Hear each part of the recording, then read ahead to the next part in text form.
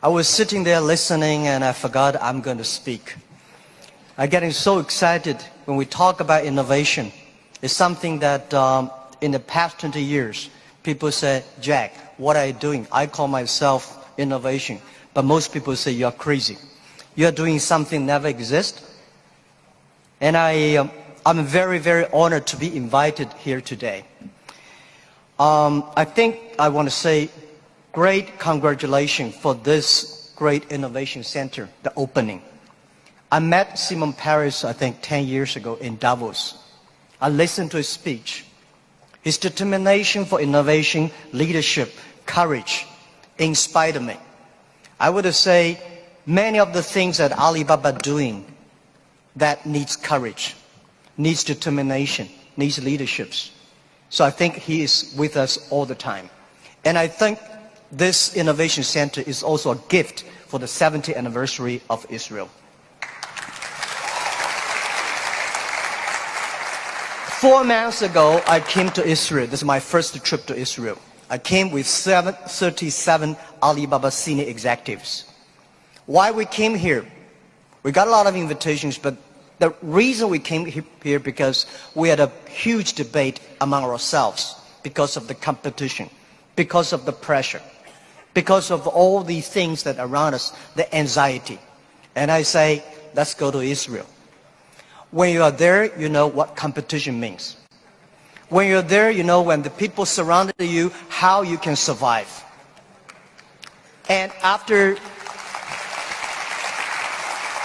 4 days, visited the government, companies, venture capitalists, and a lot of entrepreneurs, we learned 2 things.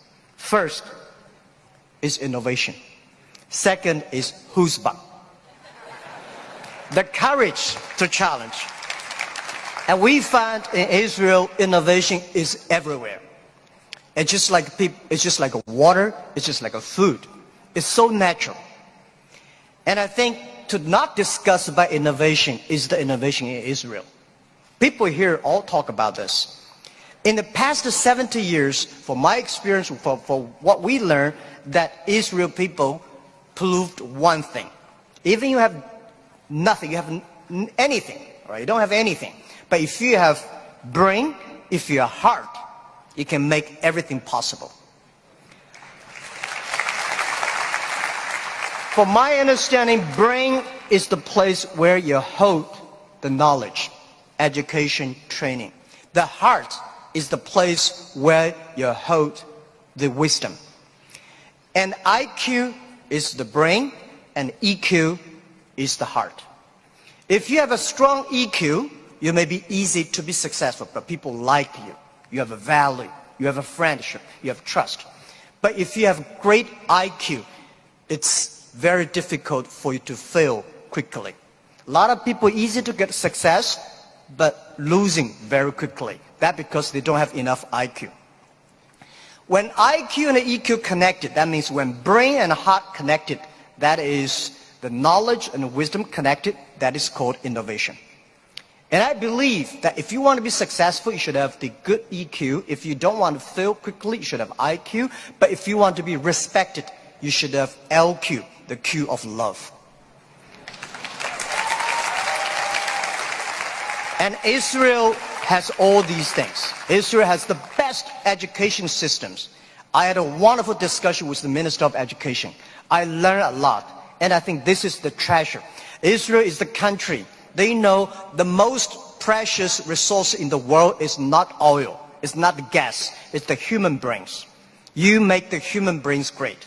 And Israel also have the great life experience that very few countries in this world have. You combine these things together. And that is the secret source of magic of Israel's success. I'm very happy to hear that today the innovation is for better life. And this is Israel innovate not only for himself, not only for Israel. Israel innovate for humans, for the world. And this is the exact LQ we need. Today I come here to discuss about innovation. Where the idea come from?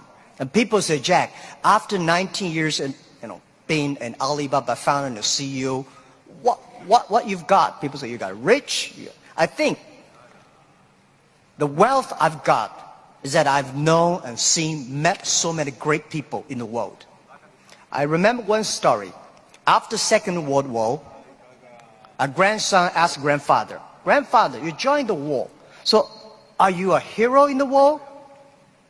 The grandfather said, "No, I'm not the hero, but I have the honor to work with and fight together with all the heroes. I'm lucky enough in the past 19 years, I have the honor to meet so many great leaders and make so many great entrepreneurs, innovators. I think from them, I have the honor. This is my wealth, and I want to share with you. Most of innovations, not because they want to, because they were forced to. Israel, there's no water, no oil, no resources. And most people innovate for success. And I found Israel people innovate for survive. You don't have diamond, but you have the biggest diamond exchange in the world. And you don't make cars, but you have the best car technology in the world. You don't have water. And first time, 4 months, I heard that you are one of the biggest export of vegetables and fruits to the Europe. And you don't have water. That's amazing. And the other thing is that Alibaba, people say, "Jack, you are amazing. How could you make such a huge investment in 9 years ago to develop cloud computing? And you know nothing about technology." That is true. I know nothing about technology. I'm scared of technology. So I was the first the product tester of my company, because I said, if I can use it, 80% of people can use it. If I cannot use it, 80% don't want to use it. So 9 years ago, I know if we do not develop technology on cloud computing, Alibaba will bankrupt, because we cannot afford the cost of IBM and Oracle. The cost of using this IT is too expensive for us. So we have to innovate. We have to design a technology that is simple enough. If we can use that technology simple and cost effective, not only for Alibaba, it's also going to support millions of small business. We were forced. And the other thing is that, we have 11/11. November 11 is the largest shopping day of China. Last year, for the first minute of November 11, we had 18 million people came in for the first second. With that good technology, our company will bankrupt immediately. We sold more than $24 billion last year for one day. This year, we don't know how much we will sell for one night. It's the technology behind it. So we were forced to do that. And today, a lot of people say, "Oh, young people have no opportunities." I think that thing I've heard for 40 years. When I was young, I hated Bill Gates, because I think Microsoft take all the opportunity. IBM, Oracle, they take all the opportunity. But later I found, when people start to complain, that is the opportunity. Most people keep on complaining. If you can solve the complaining, if you solve the problems, and that is the opportunity. Innovation is the way to solve anxiety, worries, unsatisfaction. Innovation is for happier life. So we believe through the innovation, you can grasp the opportunity for success. The first technology revolution released the physical power of human beings. The second technology revolution released the distance. And this is the third technology revolution, release the human brains. Human beings, like Prime Minister said last night, we never satisfied with today. And the way to make yourself to change yourself, to embrace this challenge is called innovation. And I would like to say, who are those kind of innovative people? Who are these kind of people? I would say those innovators, they look like crazy, stupid, lazy, and even liars. When we started Alibaba, I tell the story about I went to Silicon Valley raising fund. I talked to over 30 venture capitalists. They say, crazy. Alibaba, stupid, crazy name. And e-commerce in China won't work because China has no internet, China has censorship, no credit card, no delivery, nothing else. So they think it's impossible to make. They think, Jack, you're coming here to tell a lie. But we believe China has the future. We believe internet is going to change the China. And at that time, e-commerce in American style is only supported big companies. We believe small business. And people say, small business, they don't make money. How could you make money from them? They're right.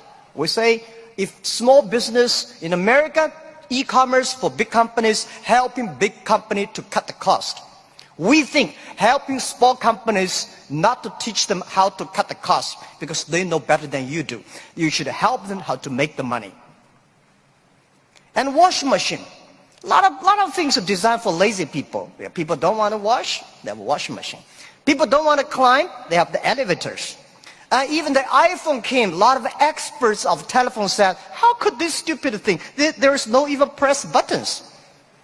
When Bell started to sell his telephones, a famous newspaper in America tell the policeman, please arrest that guy because he's cheating the people. So innovation, innovative people are believers. Most people seeing is believing. People like us, we believe and we seal it. Innovation, innovators, they are not one person, they are a group of people.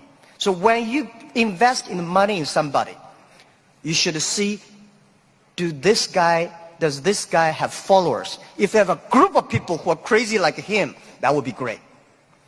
I remember early 2000, I went to the United States to talk about, make my speech about internet in the future in China. I believe internet population in China will be bigger than the USA. People say, that is not true. My reason was very simple.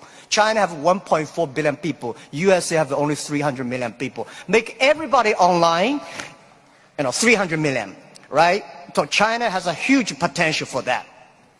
But one of the guys said, Jack, what you're talking about, internet companies should have values and mission. That is crazy.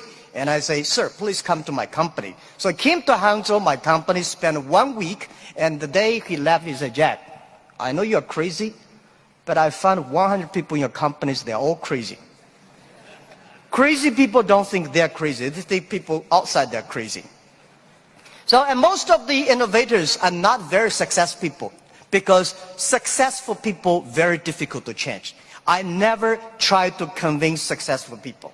They will tell you how they succeed, they will continue to do this. Those people who don't succeed, they always want to succeed. So one of the reasons why Alibaba succeed 20 years ago, we never try to convince those people who are successful. We try to spend time on the people who are 18 years old, 20 years old. They are not successful. So 20 years later, they become successful, we become successful. That is how we did it. Now most of the people who buy online, they are 35 to 40. 20 years ago, they only spent $2. Now they spend $3,000. That is the difference. Innovation has nothing to do with the technology. Technology is just a way to do. When we talk about innovation, everybody thinks, high technology. It's not about that. Innovation, everybody can do it. Right. Those people who do not know anything like technology, like me, we can find those people, rely on these people, try those people who have the technology. In our site, our Alibaba site, there's one guy selling shoes 48 inches only. And I say, how can this guy sell shoes for 48 inches? And we find out he's very innovative because people with 48 inches feet, difficult for him to buy shoes in the shops. There's only one on the online. And there are a lot of innovative ways. Those guys design, lazy guys, they watch TV lying on the sofa. So they designed a specific glass that you can lie on the sofa, watch on TV. They sell perfectly. And there are also some guys helping people to write letters to say goodbye to boyfriends and girlfriends, and writing resign letters to bosses. There are a lot of crazy, interesting ideas. They are all wonderful sellers. And most of the innovations today are only talk. Innovation, they think it's an idea. Entrepreneurs make the innovation reality. So we have to show a real entrepreneur have to believe in the future, have to suffer, have to be ready for the terrible lives in the future. So I believe everybody has the ability of innovation. But you just don't spend the time to discover that. And lastly, very important, is the government. Now, we are entering into a new world. This world is going to be very complex, very disrupted, and every technology revolution caused world problem. The first technology revolution caused World War I. The second technology revolution caused World War II. Now we are in the third technology revolution. We should not have a third world war. But if there is a third world war, should be the war against poverty, disease, and environment. These are the things that human beings should fight together and work together. A government should to lead, not to govern. The government should empower and protect the innovation, not control the innovation. And I think the best investment for tomorrow is education. In the past 20 years, thank you. In the past 20 years, we make people like machines. Next 20 years, we will make machines like people.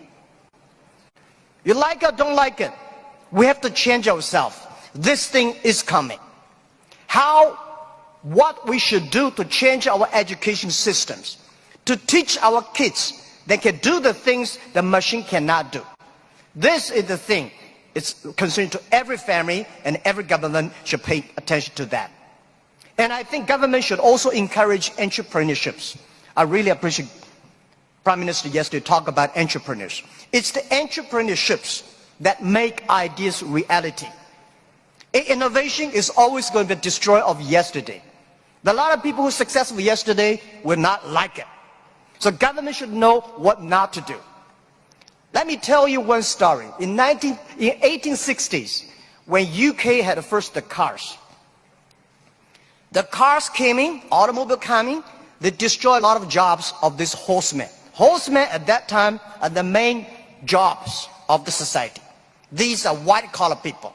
They went to the government, pushed the government, say, you should stop these cars because they're going to kill people on the road, it's going to destroy the jobs. So the government passed a law called Red Flag Bill. They do not allow any car drive faster than 7 miles per hour.